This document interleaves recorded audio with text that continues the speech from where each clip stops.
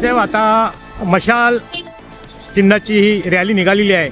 एकंदरीत मशाल चिन्ह नेमकं मतदारांना काय सांगतंय आणि ह्या विधानसभा मतदारसंघातली नेमकी परिस्थिती नेमकी काय आहे?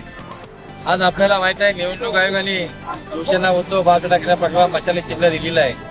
संपूर्ण देशामध्ये, संपूर्ण राज्यामध्ये, देशातल्या एकच मशाल निशाण प्रत्येक ठिकाणी जसं ज्वलंत हे होतंय त्याप्रमाणे ती ज्वलंत सारखी भेटलेली दिसते.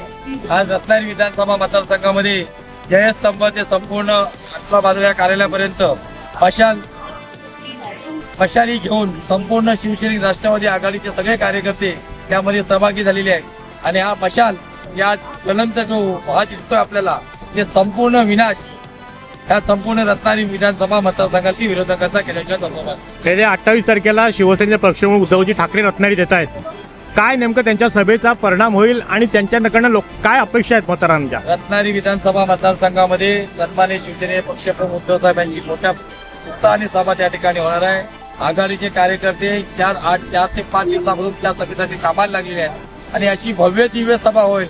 ते समोर देशाचे जरी पंतप्रधान आलेले आहे त्याहीपेक्षा त्या ठिकाणी जास्त कार्यकर्ते आपल्या सभेला येतील आणि एवढे लोकांच्या मध्ये जी चीड आहे ते चीड त्या सभेमध्ये आपल्याला प्रत्येकाला दिसेल. मतदारसंघात आपण समोर आघाडीच्या माध्यमातून आणि शिवसेनेच्या तालुका म्हणून फिरताय, काय चित्र आहे विधानसभेचं या मतदारसंघातलं?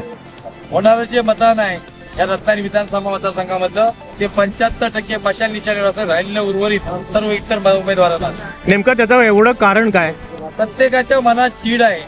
आपल्याला माहिती आहे, 2 वर्षापूर्वी उद्धव साहेबांना ज्यांनी त्रास दिला, उद्धव साहेब शिवसेना पक्ष संपवण्याचं काम केलं. संपूर्ण जे धनुष्यबाण राहुल उद्धव साहेबांनी जे बाळासाहेबांनी निर्माण केलं होतं ते संपूर्ण नेस्ताभूत करण्याचं काम विरोधकांनी केलंय. त्यामुळे एवढी चीड निर्माण झालेली आहे. त्या येणाऱ्या 4 जूनला हे मताधिक्याच्या मतदारांच्या पेटीमधून दिसेल.